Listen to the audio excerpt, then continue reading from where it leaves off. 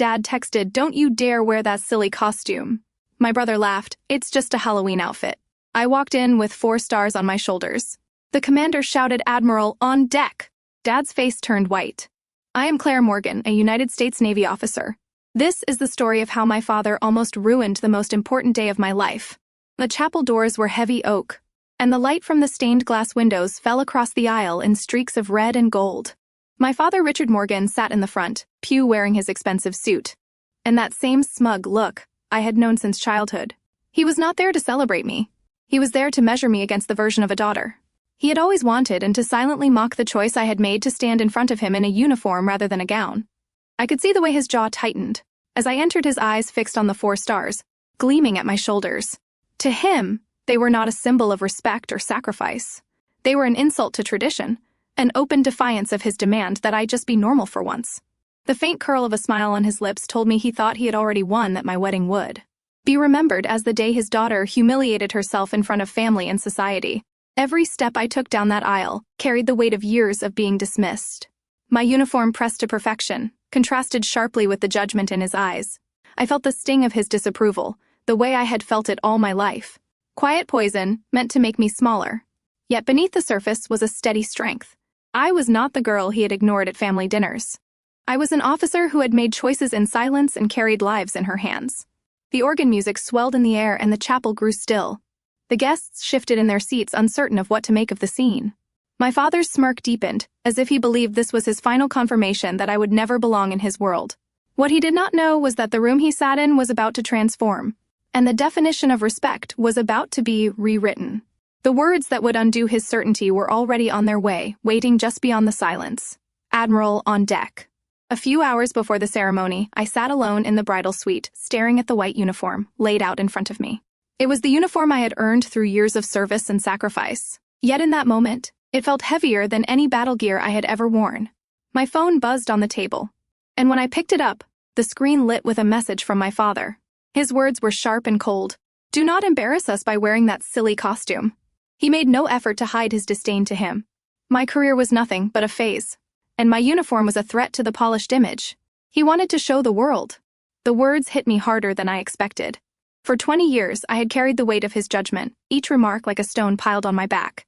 He had called my deployments, distractions, my medals, trinkets, and my leadership nothing more than stubbornness. Seeing that same contempt written in black and white on the day of my wedding felt like a deliberate strike, as if he wanted to remind me that even at my happiest, I was still not enough for him. I tightened my jaw and forced myself to breathe, but inside I could feel the familiar ache of being invisible to the man who should have been proud. The door opened without a knock, and my brother Daniel walked in. He carried himself with the easy confidence of someone who had never once been questioned in his life. Daniel had always been the golden child, the one who could do no wrong in my father's eyes. He glanced at the uniform draped over the chair and let out a laugh that cut through me like a blade. "Seriously, Claire," he said, "Dad is going to have a stroke. Can you not just be normal for one day?" To him, my uniform was a joke, a Halloween costume I had chosen to parade around in. He did not see the lives it represented or the burden it carried. He only saw an opportunity to remind me of my place. I watched him smirk as if he had just delivered some clever punchline, and I felt the old mix of anger and sadness rise inside me. Daniel had never stood in a desert, waiting for orders that might change the course of a mission. He had never spent nights wondering if the people under his command would make it home. Yet he spoke with the arrogance of someone who believed that his corner, office, and his financial success made him more valuable than me. In his eyes, I was playing soldier while he was building a real life, and my parents, blinded by their pride in him, had let that story define our family for years. As he leaned against the doorway, I remembered every holiday dinner where his stories drowned out my own.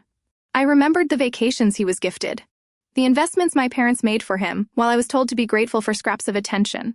His laugh in that moment was not just about my uniform. It was about a lifetime of dismissal, a lifetime of being told that my choices were wrong, that my sacrifices were less important, that my victories were not victories at all. I wanted to shout at him to make him see that the uniform was not a costume. It was the sum of battles fought, of nights without sleep, of moments where decisions meant life or death. But I knew shouting would change nothing. Daniel lived in a world where approval came easily. I lived in one where I had to earn it inch by inch. His mockery was not new. It was only the latest reminder that my family had built a hierarchy in which I would never rise above second place. As he left, the room still chuckling at his own cruelty, I looked back at the uniform. My father's text still burned in my mind, and Daniel's words still echoed in my ears. But beneath the anger, there was something else, a steadiness I had learned in the field. They could laugh and dismiss me, but the truth was that this uniform carried authority. They could not begin to understand on that day in that chapel. They would finally see what I had become, whether they wanted to or not. The memory of that Christmas dinner still sits heavy in my chest. Richard, my father, claimed his usual place at the head of the table, speaking as if the entire evening revolved around him. Margaret, my mother, floated in and out of the conversation, smoothing tension before it could spark, pretending not to notice. How unbalanced the room always felt. At the center of their attention was Daniel, glowing under the weight of their approval. Daniel leaned back in his chair and told the story of his latest promotion. His voice carried, easily laced with self-importance. Every pause was met with nods and smiles. My parents hung on every word about his corner office and his future, as if the corporate world he described, the only one worth existing in. I sat quietly listening, knowing how familiar this pattern was. He spoke, they praised. I disappeared into the background when there was finally a lull, tried to enter the conversation. I mentioned that I had been awarded a distinguished medal only a few weeks earlier. I spoke softly, not out of shame, but because I already knew how it would land. My father looked at me for half a second, patted my arm, and said another little pin. Then he turned back to Daniel, his voice booming again with pride. In that moment, my accomplishment dissolved, like it had never existed, swallowed by the glow they reserved for my brother alone. I was invisible once more, a shadow at my own family's table. That night after the dinner, I sat in my car outside their house, with the cold seeping in through the windows. I stared at the steering wheel, replaying the moment my father brushed away my medal with that dismissive phrase. I wanted to believe it had only been a careless comment. So I called my mother, hoping she would soften the blow. Her voice was gentle, the same voice she always used when smoothing over the sharp edges of my father's words. She told me he was from another time, that he did not understand the world I lived in, and that he just wanted to see me settled.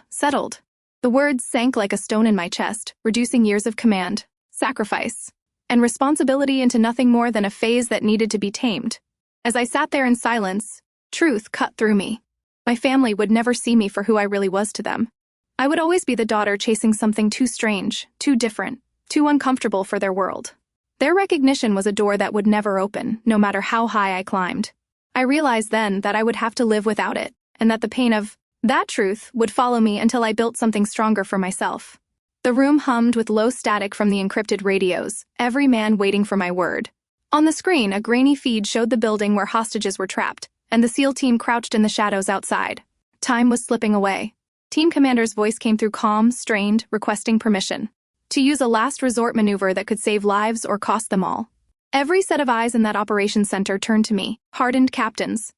Men with decades of combat behind them held their breath and waited. In that silence, I felt the weight of every rank, every decision that had brought me here. My pulse pounded, but my voice stayed steady. Execute Alpha. Send the sit rep when you are clear. The only reply was a crisp acknowledgement. My call sign, Roger that Valkyrie. The word carried through the room like a seal of authority. It was not a nickname or a joke. It was a name that meant my judgment was trusted with lives. The respect in that room was not born of family ties or empty praise. It was earned in silence through choices that could never be explained at a dinner table. And in that world, I was not invisible. I was seen and I was followed. I sat with my father's message still burning in my mind, the words silly costume looping like a taunt. I had heard all my life. For years I had tried to fight on his terms, searching for his approval with explanations and achievements.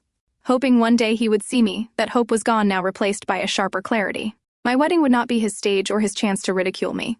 It would be mine. I laid out my uniform again, felt a sense of calm settle in. I would not wear lace or silk to appease anyone. I would wear the 4 stars I had earned, and let them speak louder than anything I could ever say. My family only respected power they could not deny. Then I would give them a display of it they could never forget. With methodical precision, I began planning. The ushers would seat my officers and SEALs in the front rows, just as protocol dictated. My honor guard would follow every regulation to the letter. The fleet admiral himself would officiate in full dress uniform, legitimizing every choice I made. Piece by piece, turned the ceremony into a lesson. They thought they were attending a wedding, but they were about to witness a demonstration. It would be the day my two worlds finally merged. It would happen on my terms. Chapel was filled with the soft echo of the organ, each note stretching the air thin with anticipation. Then came the sound of boots, striking stone, sharp and deliberate. 2 SEALs entered from the side doors, their uniforms immaculate, their steps perfectly synchronized. They marched with precision to the front and took their places like statues, standing guard over the space that was about to become mine. The guests shifted uneasily in their seats, their tailored suits and sparkling jewelry looked out of place against the sea of white and gold that filled the pews.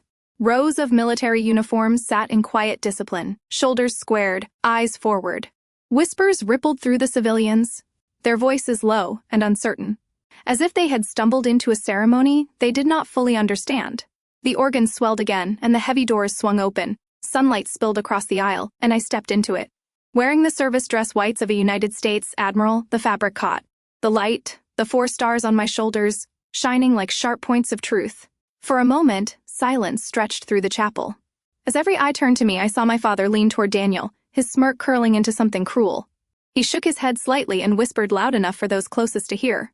"She looks ridiculous." The words hung in the air, small and cutting, meant to reduce me to nothing. But I kept walking steady and unshaken, knowing the moment he thought belonged to him was about to slip away forever. The silence in the chapel was broken by a single command, a voice so sharp it cracked against the stone walls. "Admiral on deck." The words echoed with authority, and in the same breath, 150 SEALs and officers rose to their feet. The movement was thunderous, a single wave of discipline and respect that rolled through the pews like a storm. The sound of hundreds of hands snapping into salute filled the air, a crisp and undeniable acknowledgement of who I was. Civilians gasped, their whispers silenced in an instant. Senators, captains, and commanders stood shoulder to shoulder, eyes fixed on me, kind of reverence my own family had never given. It was not applause. It was recognition earned and unshakable. I looked past the sea of salutes to the front pew where my family sat frozen. My mother's hand covered her mouth, her face pale with shock. Daniel's jaw hung open, his arrogance swallowed by confusion, but it was my father's expression that held me still. The smugness melted away, replaced first by disbelief, then anger, and finally a hollow fear as the truth settled in. This was not a costume. This was not a phase. 4 stars on my shoulders carried more weight than all his wealth and posturing ever could. For the first time, my father saw me, as I truly was, and it stripped him bare. He sat pale and trembling, a man undone by the simple fact that his daughter commanded the respect of warriors he could never hope to understand. The reception hall glowed with soft light, reflecting off portraits of admirals and glass cases filled with history. Laughter, conversation flowed easily. As senators, officers, and SEALs surrounded me, they spoke of leadership, sacrifice, and missions carried out in silence. And for the first time in years, I felt completely seen. Every handshake and every word of respect reminded me that this was my world. One I had built through service and responsibility crossed the room. My family huddled together in a corner. Their expensive suits and polished smiles looked strangely hollow, under the weight of uniforms and medals that carried real meaning. No one approached them not out of cruelty, but because they simply did not belong. They were ghosts in a place alive with honor and camaraderie. I caught sight of Daniel staring down at the floor, the usual spark of superiority gone from his eyes. My mother stood stiff, clutching her glass, searching for words that would not come. And my father, once so loud and certain, looked small, diminished by a truth he could not bend to his will. They had no audience here, no control, no authority. As the evening carried on, they slipped quietly outside door, no goodbyes. No, congratulations, just silence as they faded into the background. I did not follow, and I did not ache for them to stay. Their absence did not leave. Avoid it was a quiet confirmation that blood may bind. But respect is what endures. Years later, I stood in my office overlooking Washington. The city stretched out beneath me like a reminder of the path I had taken. My career had carried me further than I once believed possible. And with each step, I earned not just responsibility, but the quiet respect of those who understood the weight of command at home. Life was steadier with Ryan, my husband, and fellow officer who carried his own burdens and never needed me to explain mine.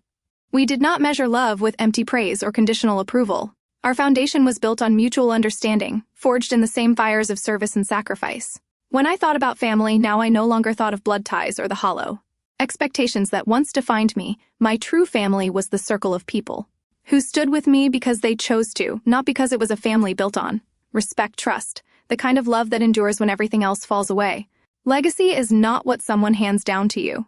It is what you fight for, what you sacrifice for, and what you earn when others stand and recognize your worth. I learned that family is not defined by blood, but by the people who choose to respect and walk beside you. If you have ever built your own family out of loyalty, respect, and trust, I would love to hear your story. Share it below, so others can see that they are not alone in this space. Your voice matters. Your story can inspire someone who needs to hear it.